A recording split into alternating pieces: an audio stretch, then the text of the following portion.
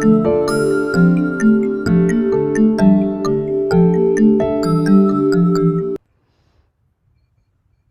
and welcome to Coffee with Keerthi. We have somebody super cool today. I am so excited about this interview because I feel this person, she is so much full of fun. I've gone through her bio, I've seen her work, and all that I can see about her is fun. And I'll definitely introduce her. But before that, let me welcome Megan Reilly. Megan, welcome to Coffee with Keerthi. How are you doing today? Hey, Keerthi, I'm doing so great. I am excited as it can be to be on here today. So thank you so much for inviting me. And cheers. And Good and thank morning. you so much for bringing your own coffee. I Yes, know, of course.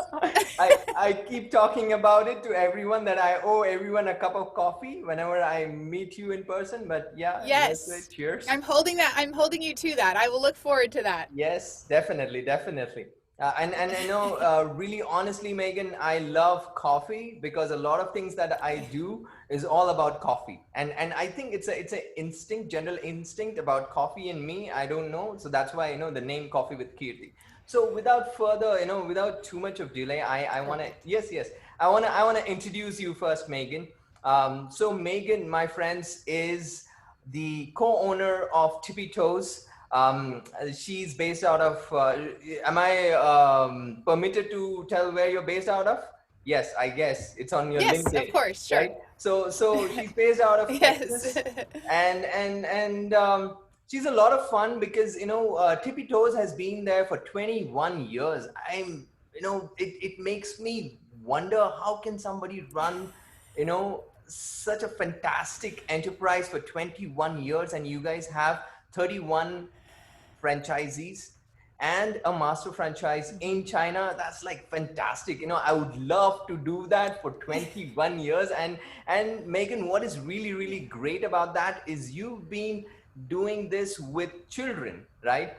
And children who are Hmm. less than 12 years old, and as much as fun it sounds, it's not really difficult, it's not really easy to get the tippy toes going. So to start with, and I'm going to talk about a lot of other things that you do. You have a podcast also, which is called Who's Your Mama. And Hmm. now, before we delve Yes. into all of that, yes, before we talk Hmm. about all of that, I want to dive into your story, Megan. I want to understand from you about, how it all started when 21 years back, when you thought of Tippy Toes, or, you co-founded it, or, how did it come to you, and what's the story behind it? I'd love to share it. Yes. So Tippy Toes started, my sister actually started it. She's 3 years older than I am. And she went Okay. to college and she actually got fired from a job waitressing. And my parents said, "You better figure it out. You've got a car payment." And Wow. so we grew up dancing. It was always recreational. It wasn't super structured or anything, but we always danced our whole life. 4 or 5 hours a week we would spend at Okay. the dance studio. Okay. And it was always a positive experience. And so when my sister needed a job, she thought, well, I'm in a college town. I'll just go into a daycare and see if I can maybe teach a dance class. And Okay. so that's how it started. So she Okay. just would go into daycares and offer dance classes. And then a few years later, I was at college also, and Uh, then was started doing it. And it was just, uh, for Sarah and I, it was very natural. okay. It was easy for us to do. It was something Okay. that was natural for us and our Okay. personalities and what we enjoy doing. And so and then I moved into a different school. I went to a different university. And when I Mhm. moved, I brought Tippy Toes. And I was Oh, like, well, let great. me just do it here. Okay. And then Sarah moved and she was like, well, let me just do it here. And Oh, wherever we wow. went, we kept the business at the previous city going Right. through, teachers and things like that. But we just kept going into different areas Mhm. and we were able to bring Tippy Toes with us. For us, we loved it. We found joy in it. And Uh-huh. then was so cool was that we found customers that loved it so much, and we could Uh-huh. see the value it brought into families' lives. Uh-huh. And so that whole combination was just a really kind of perfect mix that allowed us to then, at the end of the college days for each of us respectfully, we were able to continue and we were able to make it a real job Oh, wow. and so those are the very beginning days of how it started. Oh, wow, wow, wow. So, that story is very interesting. When somebody gets fired from work and has a car payment to do, and then they start something fun. How do you Yeah. change your life from getting fired to going into something very fun? And I want to know about this from you, because you also have girls, right? You have daughters, Yes. right? Three And girls. three Yes. girls. And what I see is you have sisterhood going, Yep. right? Mm-hmm. You have your motherhood going. And how how is this so, so much emotional stuff into it, right? And when Yeah. you are, dancing, when you are teaching dance to small kids, how does it feel? How does your day go when you're doing all of that? Well, it's awesome, I will tell you. And it's also a secret weapon. Like when you're dancing, there's a saying that says, motion creates emotion. Right. And so movement just makes you feel good in general. So that's like a built in, positive energy that we have with our day. Uh-huh. But I will tell you, to your question about, how do you go from being fired to, being in something that's really happy. I Mhm. think what the key is, and what my sister did, and then what we continue to do in business, is when you find yourself defeated or you have that thing that happens that's terrible or puts you in a bad position, Mhm. you can either sit in that Yeah. pain and defeat and feel bad, or Right. you do something, you take Right. action, you make moves. And you don't always have to know what the big picture ending will be. Most of us don't know. Nobody actually Absolutely. knows. You don't know how it's all going to translate, but you just have to start taking steps. Right. And what I have found, and what's been key for me, is finding is those steps I take, I always am taking steps in things that I love. Right. Because no matter what you do, it's going to take work, and it's going to be hard, and it's going to be, nothing comes easily. And so Absolutely. the key is to do something that you love, that you don't mind spending a lot of time on, that you enjoy the process of working or learning or testing or whatever that might be.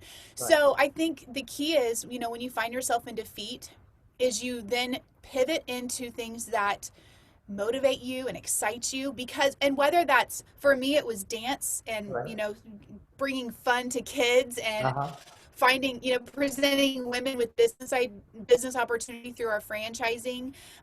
With my podcast, I love serving parents with the conversations I have. So that's what I love. Right. But another listener, they could love, technology, or, video games, or, textiles, or, I mean, it doesn't matter what it is. Right. It's what matters is someone else's, being aware of the things that you shine Right. at and that you love. Right, right. Absolutely, absolutely. I think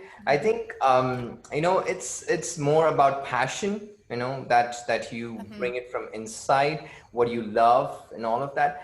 But Megan, the problem with a lot of entrepreneurs, I wouldn't say it's a problem, but this is a challenge, right?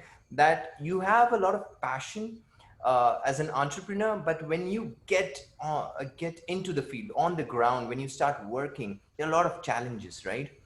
There are Mm-hmm. so many Yeah. challenges, because on the outside you're always smiling, and to the world you're somebody very successful and all of that, but inside you know that you wanted it somehow in a different way, but things are not really falling in place, right? Mm-hmm.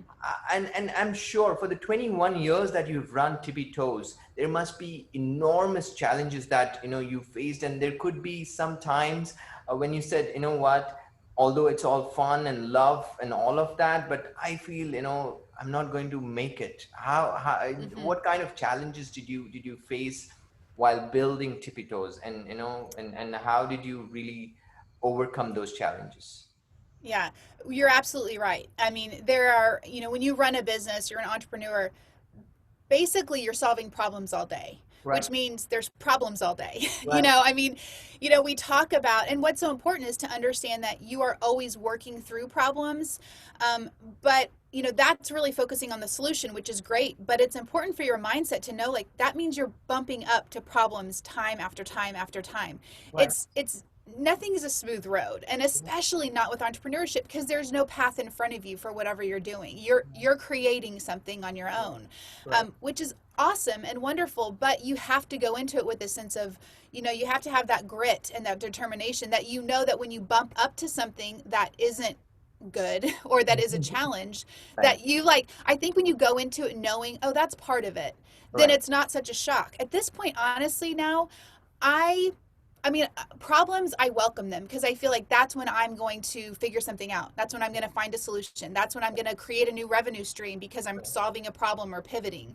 Right. So, I think it's important to go into entrepreneurship knowing you don't have all the answers and knowing you're going to have a lot of problems. Right. But when you go back to what you believe in, why you're doing it, who you're serving, and the purpose of the business, your why, that really helps you stay on track. And so for me over the years, that all the times, and let me tell you, there have been plenty of times that have been hard, and things didn't work out. We were trying to get a children's television show early on, and we worked with people. They were doing some animation. We were trying to figure out if we could have a television show, and we spent some time Mhm. with them. And after maybe a year or so of working with them, we went to go visit them in California, and it was not good.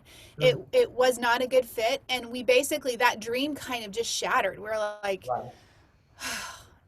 and what happened during that meeting, after, like, we were debriefing afterwards with a couple of our mentors, and they said, have you ever thought about franchising? Uh-huh. And Sarah and I looked at each other and we're like, no.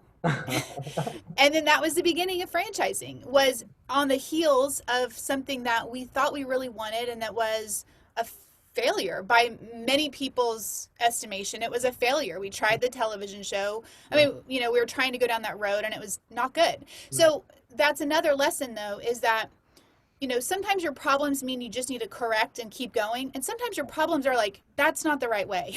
Right. Don't keep doing that. You've got to turn somewhere else. Right. Make a quarter turn, or find another way to continue your business. But it's all about kind of reading the things that are happening around you. Mm-hmm. Mm-hmm. So that points out to, also intuition. A lot of Mm-hmm. intuition, right? Inner Mm-hmm. instinct, what do you call, Mm-hmm. you get signals from, Yeah. outside or in your life. You keep going forward, and also there are two parts to it. One is instinct, and the other one is your mindset. So I play a Mm-hmm. lot of chess, right? When you play Mm-hmm. chess, you have only two kind of strategies. Either you're attacking or you're defending, right? So, Mm-hmm. so how do you solve your problems? How do you look at problems, and how do you make sure that you come out? Of course, the whole process is not easy. It's a Mm-hmm. difficult process Right. whenever there's a problem. So how do you and to that question is also, how what do you suggest people do when they face problems, right? How do you Mm-hmm. take care of problems? Like, how do you already mentioned that you accept them, right? You accept Yeah. problems. That's a great awareness that you have, that that this is going to be a process, and I'm going Mm-hmm. to come out winning, right? So how do you solve the problems? What is your mindset? What is your perspective to that, and what is your suggestion to people to entrepreneurs who face problem on a daily basis? Yeah. I think one thing to go, like I said, is to go in knowing there are going to be problems. So, first of all, you're not shocked. There's something with entrepreneurship that, it's kind of a roller coaster. You can have emotions like this, like, oh, this is working. Oh my gosh, this isn't working. Yeah. Oh, this, customers really love this. Oh, now this is broken. And it's not, like that, those emotions, Uh-huh. um, they're taxing. Right. And it can wear you out, Right. and I heard somebody talking about the emotional tax of success and failure. It really comes on both sides of it. And so what I try to do is I try to remember where that baseline is. Mm-hmm. And when things are really, really great, I enjoy it and I appreciate it. But at no point, Mm-hmm. when we're on Shark Tank, when we got an international franchise, like, those moments were awesome. But at no point did I think, that's it, I'm done. This is amazing. Like, I didn't go over the top in celebrating a win. It was wonderful, but it was also like, now what? Now let's keep going. And that's kind of the mentality I think is really important for entrepreneurship, because then it works on the other end too. So Right. when you have something that doesn't go right, when you have that failure, when you have the problem, you don't just, hang your head and think, that's it, I'm terrible, you don't compound it by Yeah. reliving it and sitting in it and thinking you're the first person to make a mistake, because you're not. So I think momentum. I think you have to think about keeping your momentum going, Mhm. and not getting lost in all the highs and the lows. Just keep thinking about moving that train ahead, Mhm. and also know that you're the if as an entrepreneur, you're the driver. You Right. are in charge of how things happen. And so it's a place where you have to take ownership. So so when you do have those failures, specifically to your question, when you have the failures, you figure out what you can learn from it, and then you get over it. You move on. That's really, now if you have a failure and you don't learn anything from it, that's far worse than the mistake itself. Right. You've got to learn from the mistakes that you're making, because that's how you get better. Absolutely. In Tippy Toes, we've constantly learned from mistakes. When we were starting, and Sarah and I were in our early 20s, and we were, dealing with customers and parents, we made mistakes all the time. Now, if we wouldn't have learned from those mistakes, we never would have been in position to franchise 10 years later. Right. But we figured out all these mistakes we were making. We Mhm. continued to get better. And then 10 years down the road, we were like, we could definitely franchise. We know how to do this. We know what works. And it was proven. Right. But that was because we were listening to, we were learning from the mistakes that we were making. Right, right. So basically life is not perfect, right? There's a lot of imperfections around us. There's so much the whole system is flawed, right? God Mm-hmm. has given us a world that is full of flaws, and I love it. I love it because Yeah, you cannot expect everything to be perfect. If everything was perfect, then it would be boring, right? So absolutely. it's really interesting. That's where entrepreneurs come in and solve problems every day. So to Yeah. that, Megan, I want to know about your Shark Tank experience. Tell us about that. Tell me about, how did you, start thinking of even applying there and, getting there? How did the audition go? And Yeah. what happened after that? You said you don't celebrate over on top of everything, but Right. yes, but how was I mean, things? we did celebrate a little bit, Keerthi. We were pretty excited. We did a little bit of celebrating. Nice. Yes. Well, you know what? It's actually another kind of funny story. Is my sister? So I run Tippy Toes with my sister Sarah, Mhm. and so we were fans of Shark Tank season one, Mhm. and Sarah got a phone call, actually about 10 years ago. So we were season two, Oh, and they said, we got your application, where we'd like to talk with you. And okay. Sarah was like, she called me, she said, did you submit us for Shark Tank? I was like, no. And she goes, they Okay. say they got our application. Oh, wow. And she's like, she was talking to her husband, she said, they're at Shark Tank called. He goes, oh good, they got the application I submitted. We were Oh, like, what? okay. Okay. So Sarah's husband, they were sitting there one time watching it, and he thought, well, they should be on it. So he submitted our Nice. application. We didn't even submit it. Nice. Um, yeah, it was really really entertaining, but it was interesting. It was a great learning lesson, like everything is. Mhm. So we were, that you spend some time working with the producers that kind of help you work through what that experience will be like. As far as like, helping you with your pitch, helping you how you're going to present, what are you going to Mhm. have there, because Good. they're running a television show, so they Right. needed to make sure that the production is going to be something worth watching. Absolutely. Um, and the big thing, in my opinion, that we did that was really important is we prepared and then prepared and then prepared a little bit more. Wow. After season one, you have seen the Sharks, like they can rip Yes. people to shreds. I see And we all the did. seasons. Yes, no matter what, they could do that. That's possible at any moment. So obviously you're out of control, which is unusual for an entrepreneur to be Right. sitting in some place and out of control. Normally an entrepreneur is kind of controlling a lot of their ecosystem, Right. but we weren't. And so we thought, we better have every answer. We better not sit there and have them ask a question and have us be like, I don't know. But also it was a time where we realized no one can stump us on our own business. We know our business. As long as you know your numbers, which you need to know as an entrepreneur.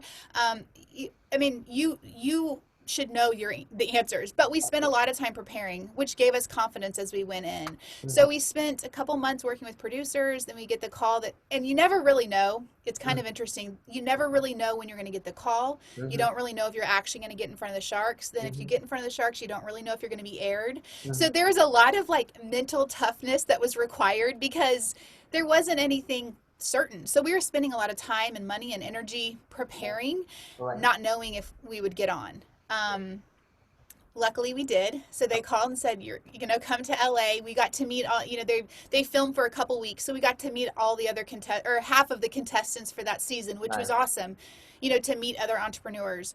Right. And one lesson I learned there is to listen. We were with all these amazing entrepreneurs, and everybody just wanted to tell you all about themselves, and they wanted to tell you why they were going to get a deal, and why their business is so huge, and why everything is fantastic, Right. and why they're the greatest. Mhm. Which, you appreciate the confidence. But Sarah and I think we learned a lot because we were listening to everybody. No one was really asking us questions. I think people underestimated us, which is something we've experienced our whole life, which is totally, I'm good for it. That's fine. That's okay. It doesn't Good. bother me. But I think, it's important to listen to people because you can gain insight, you can gain knowledge. It helps you with Right. your own self awareness. What does that sound like? How do I want to present myself? So Mhm. it's important to be a lesson or a learner of the people Mhm. around you.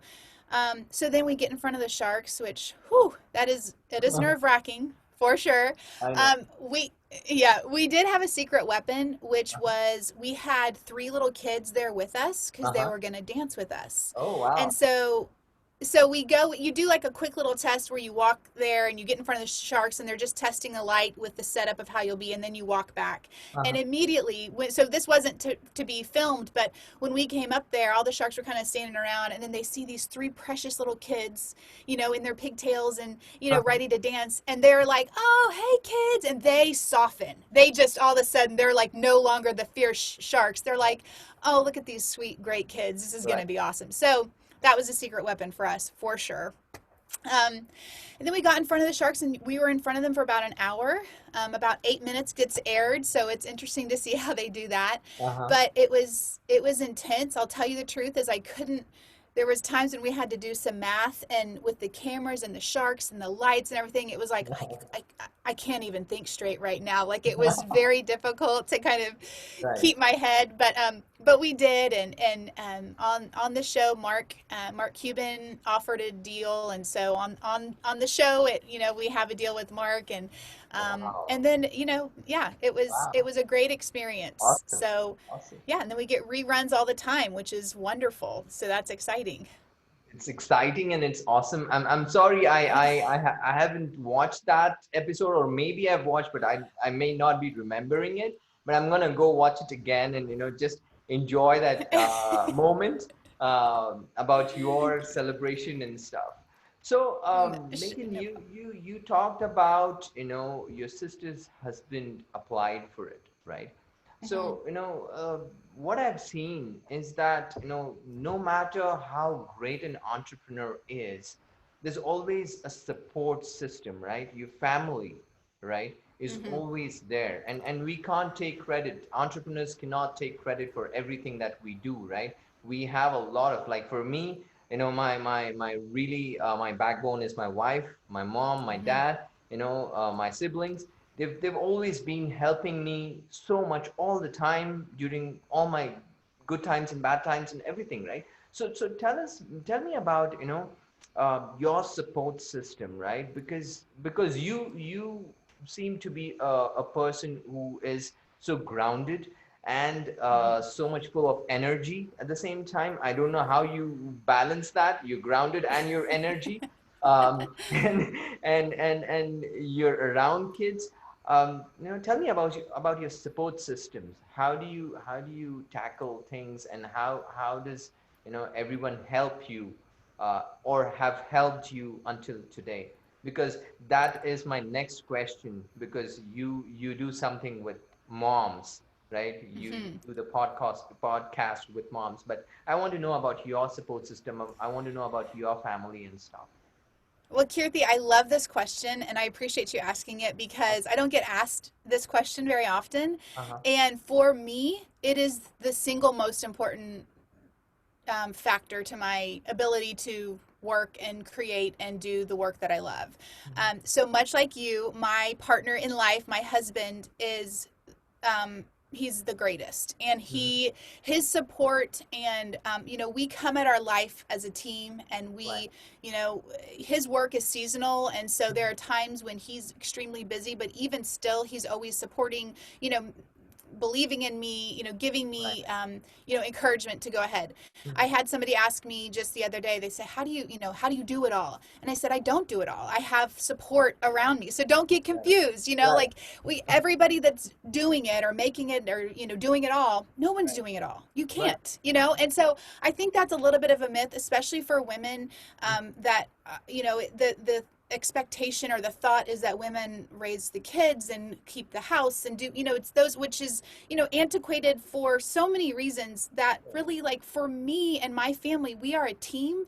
Mm-hmm. I've got three little kids. They're 3, 5, and 7. So Mm-hmm. they still need a lot. they Right. they are now doing school from home because Uh-huh. of all the things going on in the world right now, so they're not going to school, Uh-huh. which has been a whole new layer of Right. craziness. But my husband has been, is crucial to my to the support that I feel every single day. I also feel like, so that's like the close to home. I also have, I work with both of my sisters actually, and that's wonderful, and we support each other. Our franchise owners, really, it's a group of, they're all women, and Uh-huh. they're fantastic and support each other, and there's that motivation and encouragement. Once somebody has a bad day, somebody else lifts them up, and then the roles switch the next day. Right. So I'm surrounded by people that have a positivity Mm-hmm. and a belief in dreams. Mm-hmm.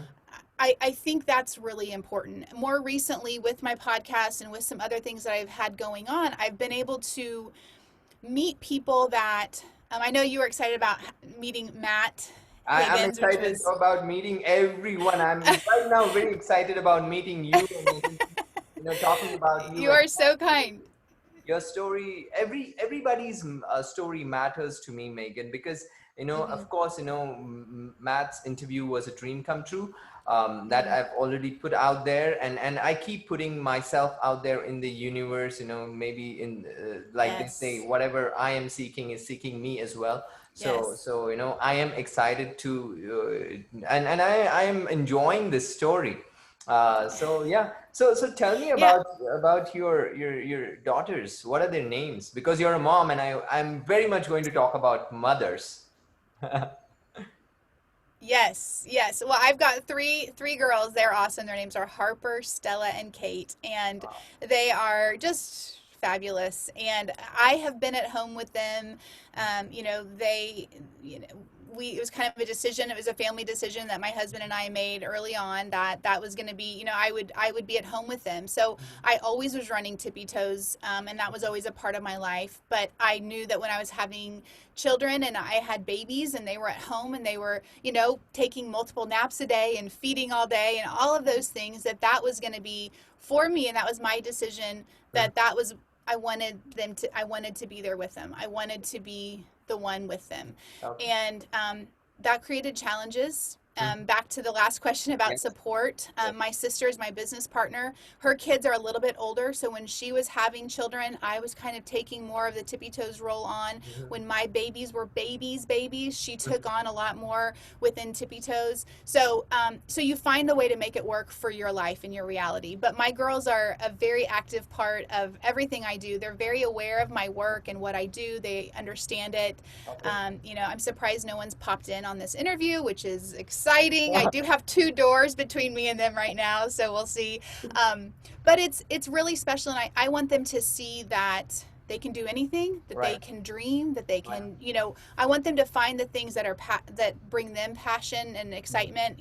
For me, it's entrepreneurship. I love what I do, but I want my children to find whatever it is that is, lights their fire. So if it's entrepreneurship, awesome. I could be a good resource for them. But if it's something else, then I will do everything I can to embrace their wishes and their dreams, because I Wow. feel like as a role, the role of a mom is, or any parent, is to enable their their wishes and Mhm. enable their abilities, champion their abilities, Absolutely. and be their support for them. So they're a huge part of my life. I love them. They are my life. They are a part of every day. I'll go from conference call to cutting a snack for them, back to a conference call, and Yeah. a lot of people talk about balance and trying to like do it this way or that way, and at the end of the day, you've got to find your way, and Right. everybody's way is going to be different, and that's cool. That's okay. Like, Ab- let your way be your way, and Absolutely. listen to people and gain insight, but you've got to do things in a way that works for your family and your life.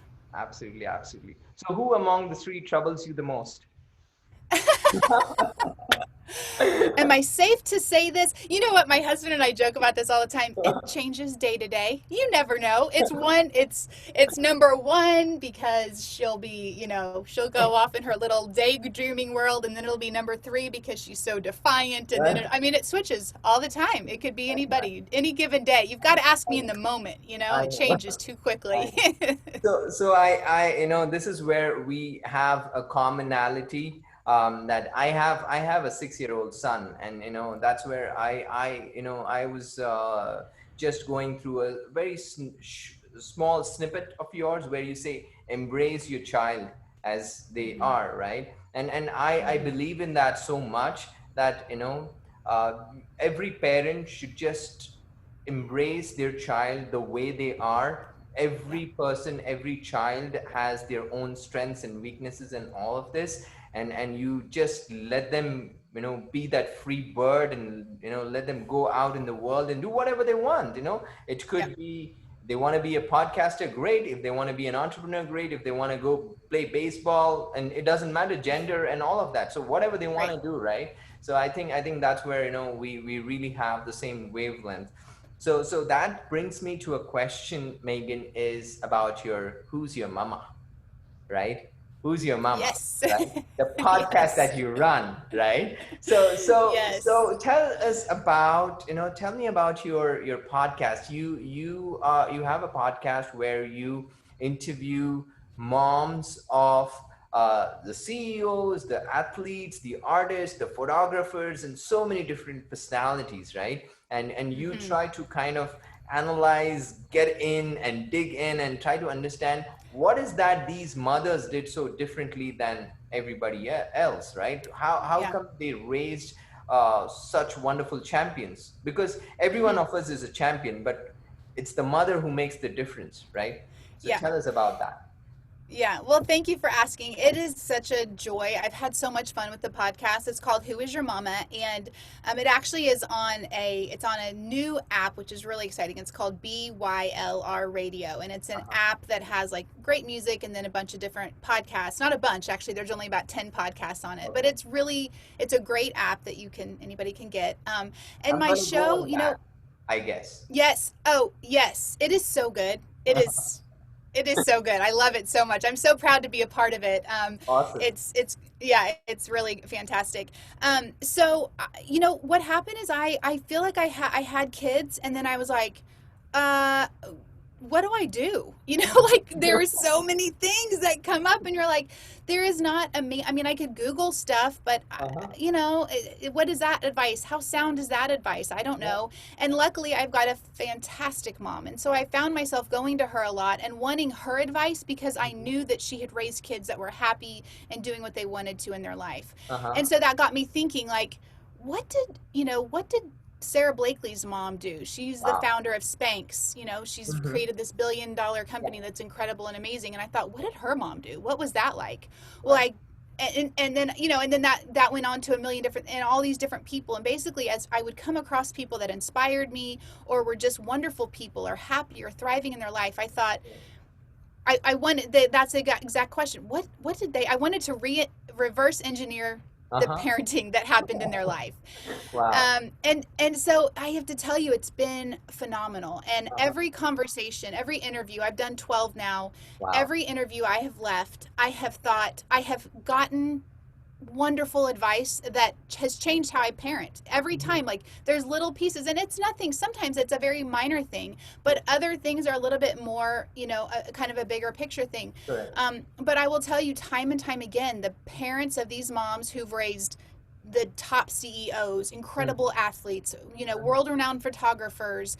I've also interviewed people that aren't as famous but are incredibly happy. I've interviewed a Wow. mom who's actually has been diagnosed with terminal cancer, and she's got two teenage boys. And and her boys are, phenomenal and just Wow. really great positions in their life. What is her perspective? How is she raising her kids? Um, I keep hearing time and time again to Mhm. embrace your child for who they are, champion their abilities. And, Sarah Blakely's mom was incredible. Sarah, is this massive inventor and female entrepreneur Right. and has this incredibly huge business. Mhm. Well, her mom, when Sarah was little, her Sarah would go up to her mom and say, "I'm bored," and her mom would say, "You've got toys. Go figure it out. Go figure it out." I do the Her same. mom was I do the same with my son. good. Keep doing that. You're on the right track. um, but it was, and she was like, and she, I was like, gosh, that's incredible that you did that. Now look at her. She's this inventor because she figured out how to do things. She was Right. creative, and you gave her that space to do that. Right. So there's moments like that which I think are really special because you Right. can see how, what happens at home does foster who they can become. Right. But I've also learned that kids show us who they are, and it's up Right. to the parents to listen. Mhm. We can't put our own wishes on our child. It's their Absolutely. journey. It's not Absolutely. our journey. It's their life. It's Yes. their passion. Right. And so that's been another reminder to me because a lot of the parents, a handful of the parents, it's been like they tell you things about their child and you're Right. like, oh my gosh, they're the same person as a 50-year-old. Jesse Itzler's another one. His mom was talking about how he was so excited about a Mhm. spelling test in 5th grade. Uh-huh. Well, if you know Jesse Itzler, he's this ultra athlete, entrepreneur, incredible Wow. speaker. He sold a company to Warren Buffett and to Coca-Cola, and he is dynamite. Well, he has energy through the roof all the time. And he was Uh-huh. that kid in 6th grade. And Mhm. so it has been, it's just been really interesting to get to speak to these moms. And, the moms have the full story. That's kind of Right. what else I feel like is Absolutely. the children have their story as they remember it, and once they're kind of older you start to remember those pieces, but the mom knows the roots and they know what happened when they were younger or in their teen years that us adults might kind of forget. so Absolutely. um, so I've just been honored to speak with these women, and I've learned so much, and it's been fun to see common threads but then to also see some variation and to know that the most important thing is to love your kid like Wow. crazy. Wow. I think what you're doing is so fantastic, and it's going to add so much value to your own life and to your own kids. It's like easy formula is what you're getting from all these moms. So I was going through your posts, Megan, and you said you're not a podcaster. You didn't know how to start.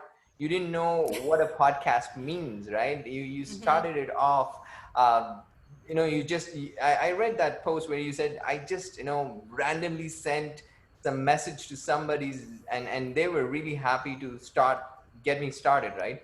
So tell me about that Mm-hmm. experience, right? How, Yeah.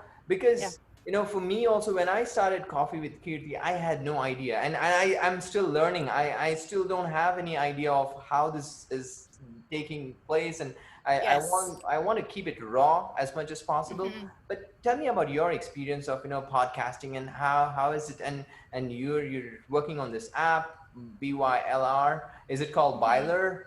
Because I don't know. Uh, yeah, no, it's a good question. It stands for Build Your Life Resume. Oh wow. And so it's actually there's a whole if you look at buildyourliferesume.com, there's like all these Uh-huh. courses and all Uh-huh. sorts of things. Right. So the radio, what's so cool about the app is it's really positive and Uh-huh. encouraging and uplifting. And so all the things on it are, it's not, there's no news, there's Uh-huh. no Awesome. negativity. It's just like a positive, yeah, it's just a great Awesome. space. And it feels really like home for me. You know, it feels like, oh, this is like entrepreneurs, entrepreneurial spirited people who are positive and also are doing. They are not talking, they are doing. And so I love it for that reason.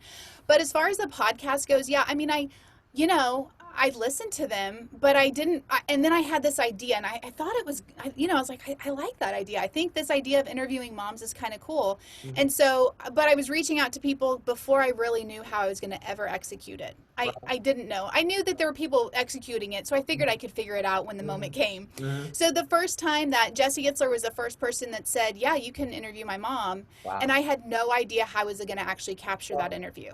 I Wow. didn't have a microphone. I didn't have a, you know, I knew nothing. I knew nothing.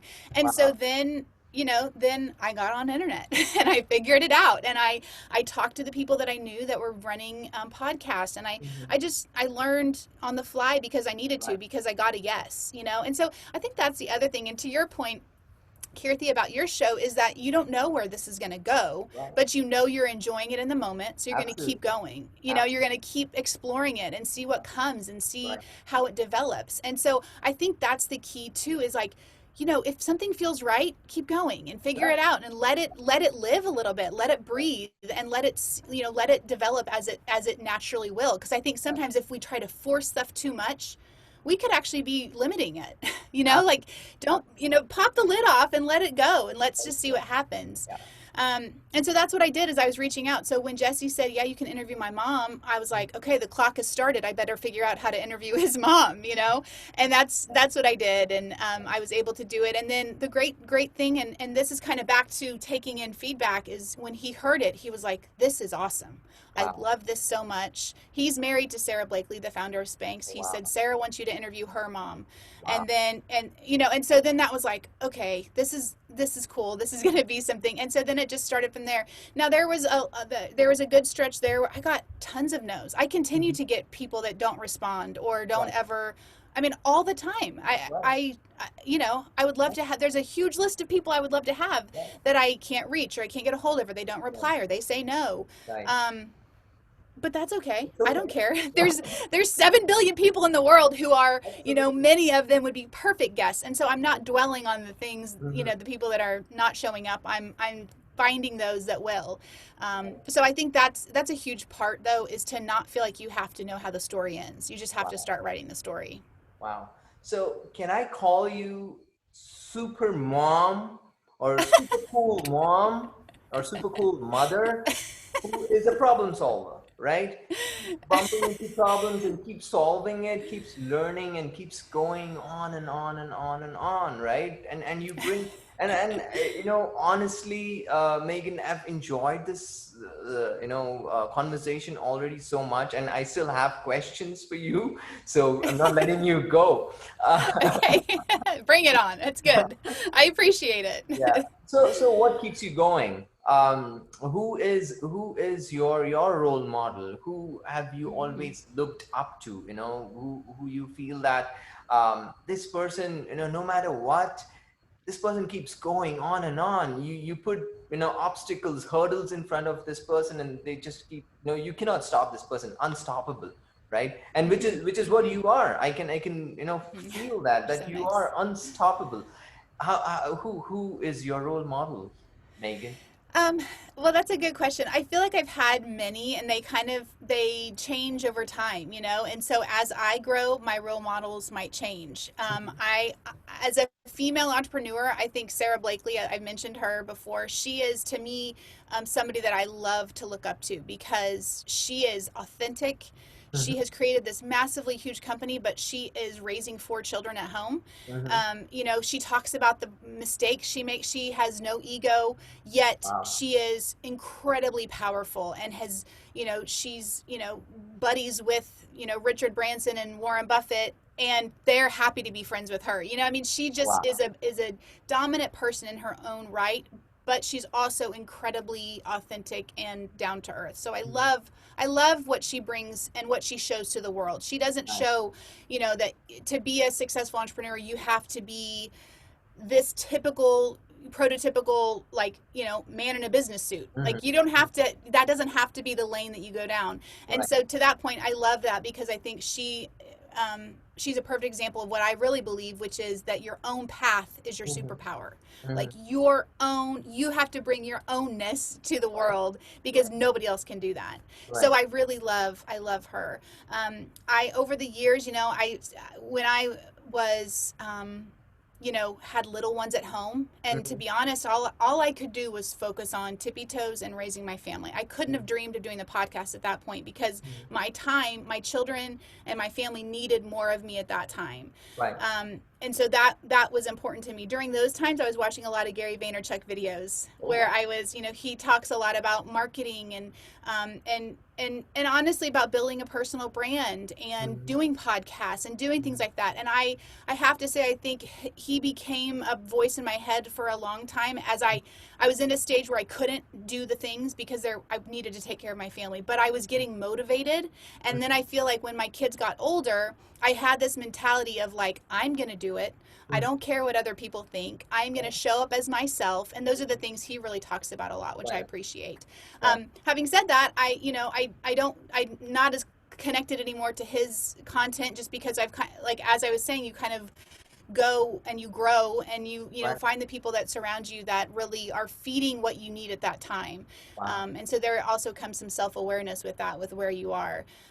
But I'll tell you, I'm a learner. I love to learn from people. And Mhm. so when I see someone that I really am inspired by, I'd love to dive deep, to learn more, to find out more about what they're doing and who Mhm. they are. So there's, the list is long, I would say, of people that I really look up to, but Right. those are two specific people that I could tell you at different times of my life have been people I've really appreciated their example and their voice in my life. Awesome, awesome. So two of your role models is what I've been wishing to now. Now it's a wish for me to bring them on Coffee with Keerthi. I've already told about Gary Vaynerchuk. I definitely admire him so much. I wish he comes on my show as well. And of course, I would love to have Sarah also on my show. Now, Yes. you talked about self-awareness. um, Mm-hmm. what do you do? Self-awareness is it's also very much connected to your soul and your happiness from inside, right? With all Yeah. the I wouldn't call it chaos, but there is, when you are an entrepreneur, there's a lot of things going on. There's so many things on your plate, and on top of that, you're a podcaster. So Mm-hmm. so you have, and you have three awesome girls, right? And there's so many things happening, and you have 31 franchisees. You should be spending so much time with them and all of that. So Mm-hmm. where is your me time, just that self-awareness? How do you what do you do about it? How do you meditate? Is there a secret, something that you want to share with us that we can, or I and the audience can also try? Well, I think I would say that I have started to meditate. That's a new thing for me. Uh, I've just started recently doing that, and I wow. really enjoy that. I Uh, really, really have enjoyed that. It's been a great. I feel like I'm learning again. I like to uh-huh. learn, but it's been a really positive, calming force in my life, which allows. And I do think that over time will help me even enhance my self awareness even more, just to have some calm. Because you're right. I mean, with entrepreneurship and mom life, Uh-huh. family life, not just mom life, family life, Right. um, there is chaos. I think it does feel like, I think some people could come into my life and be like, oh my gosh, this is crazy. But for me, it's my normal routine. So Right. that calmness has been helpful to like let some things, let my guard down and to kind of and to calm down. So I do love to meditate.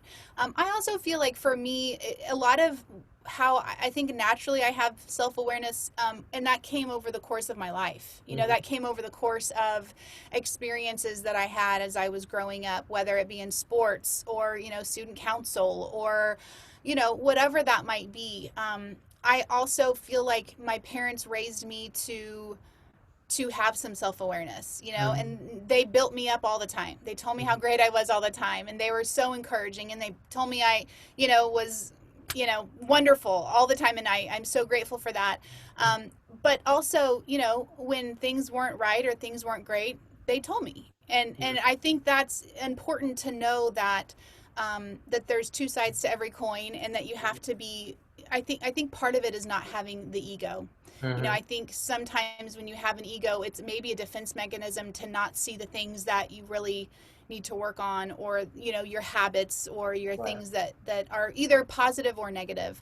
I Right. also feel like it's kind of become a strategy for me in business, that if I am self-aware, then I can hedge against my weaknesses. Mm-hmm. Like, Mm-hmm. I know that makes me more powerful. The more I can be really aware of my strengths and weaknesses, I can double down on my strengths, and Mm-hmm. I can get help on my weaknesses. I can Wow. hire for my weaknesses or something like that.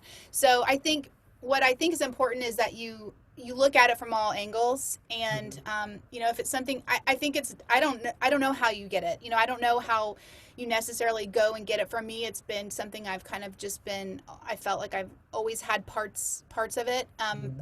As a business owner, I Uh-huh. think if you don't feel like you have it, then see it as a strategy for you to do better in business. Because if you do have that self-awareness, you can do more, in my opinion.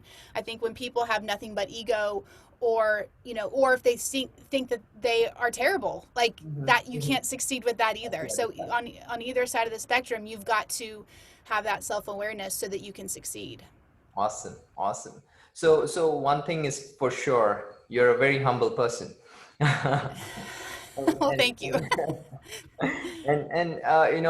Megan, I can keep going on and asking you so many questions. I'm just loving it, but we do have time constraint. I'm looking at the clock on my laptop already, but then I still have two or three questions that I quickly Okay. want to kind of round it up.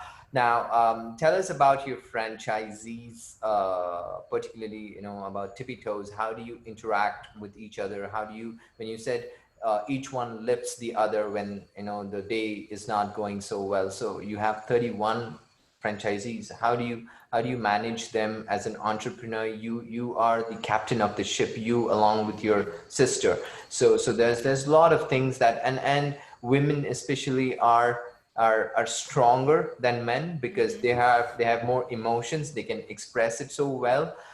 And I have great respect about that for women. And how do you actually manage all of that? Because sometimes you can just get so emotional, but Yeah. but expressing all of that is something that men cannot do. So let's not talk about that. But then about Yes. Okay. Yeah. No, I understand where you're going, and I would say we do two things. We do embrace them as if they were my best friend. I want them, because if I treat them like they're a franchisee or whatever, right, that's just not true to me. If right, my job is that our franchise owners are wildly successful, so right, if I make them feel like they can't come to me or they can't talk to me, I'm putting a barrier between them and what could help them. That's right, crazy. My right, job is to help them. So right, there is no barrier between me and the franchise owners, or Sarah and the franchise owners, and there right, will never be. right, I want them to be wildly successful. So I'm available to them. They can text me anytime, they can call me anytime, they can email me anytime. It nice, doesn't matter. I'm here for them, because I want them to be successful, and I've done this for a long time. mhm, I've done Tippy Toes for 21 years, and some of them have done it for 6 months, and some of them have done it for 9 years. But either way, I want them to know that they can come to me. mhm, So that's the culture that we have at Tippy Toes, and that's really important to us. Because that's the way Sarah and I embrace them, that's how they also embrace each other. mhm, If there have ever been times where there has been a negativity or anything like that, which it's happened, but it's not happened that often, to be perfectly honest, because it doesn't that doesn't live in our ecosystem. That right, doesn't We squash it right away. We're not that there's no place for negativity, really. And even in the middle of COVID, like, it's been hard, and we have had a lot of phone calls where it's hard. I mean, we're it's not, we are happy and we teach dance and it's fun. It doesn't mean we're immune to the challenges that's been right, going on, right, but it does mean that we are leaning more on each other. right, And so that's, I think that is important, and that's a big factor. The other thing is that we work really hard. Back to like entrepreneurship, there's no easy button, there's right, no quick absolutely, pill. And so we talk about with them. Like, yeah, this is hard, but you know what? We've all signed up for this. right, If you own a franchise, you signed up to run your own business. right, So you gotta honor that. right, So there's that side of it, and then there's the side of it that is, text me anytime. Is your family okay? I heard your child's sick. What can we oh, wow, do? Here are flowers because you had a death in the family. Whatever, all of right, those things. yeah, You have to have both. Right. and they come to us for that. They're not coming to us to like, eat ice cream and do each other's braids. They want business Right. help and support, and so we offer that. Right. And then because Sarah and I are the way we are, and the way we were raised, we don't know how to not be personal with people. I don't know how to come on here with you, Keerthi, and be like, "Thank you for having me. This was lovely." Like I just can't. Like Right. I can't do that. Absolutely. I'm not. That's not. I can't do it. And so we bring ourselves to the table, and that's how we've done it for forever. Nice, nice, very nice. So you're humble, you're friendly, you're approachable. You are a super mom and Mm. whatnot, and you're a go-getter. You're such a go-getter, Well, right? thank you, Keerthi. So That's so so nice of I, you. I have a last question for you, Megan. I want to ask you about um, a message for entrepreneurs, whether they are doing well or whether they're not doing well. Is happening and a lot of things are happening. What is your message to entrepreneurs, which will lift them up when they're down and keep them going like you do all the time? Yes. I love this question because I don't think we can ever learn too much from people that have been maybe down the road that you're on or that you want to be on. Mhm. My message is always to act. Mhm. You have to act. And I also think with that, you have to act on your own instincts and who you are. Like I said, I think I said it earlier, your path is your power. And Right. so don't, I think the minute we start trying to be something we're not, or we start trying to be like, well, this is what is expected of me. This is what my family wants me to do. This is what the society thinks I should do. Mhm. You've lost. If that's the road you're going down, you are starting in a weak position that you can't ever really recover from. However, if you lean into who you are, you follow the things that you love, give yourself the credit that like yourself and listen to the voices that you hear inside of yourself and then act on that. Awesome. It doesn't, you don't have to know how it's all going to end, but if you start acting on the things that are important to you, it's Mhm. amazing what will come. Awesome. So act, right? Act, Act. act. Act. ACT, Yes. act. So we'll wrap with this word. So everyone who's going to be listening to this should definitely act and should carve their own path towards whatever they Mm-hmm. really love in their life and stop the. I mean, you can't stop the naysayers, but it's fine. There's this. The world has good and bad people. That's fine. I think you have a clear message out there. So Megan, I really really appreciate you spending time with me here on Coffee with Keerthi, and I'm so excited when I'm going to be publishing this episode, and it's been fun. This episode has been so much fun for me, and I've learned even Me too. about motherhood and all of that so much, and I wish you all the very best with your podcast, and you'll soon see me on BYLR also. Yes. Yes. Yes. I love it. Thank you so very much. Thanks a lot for coming on Coffee with Keerthi. Thank you, Keerthi. This was a pleasure. I really appreciate the opportunity and I love what you're doing here. It's awesome. It's great time with you. Thank you so much, Megan. Thanks a lot. Thanks so very much.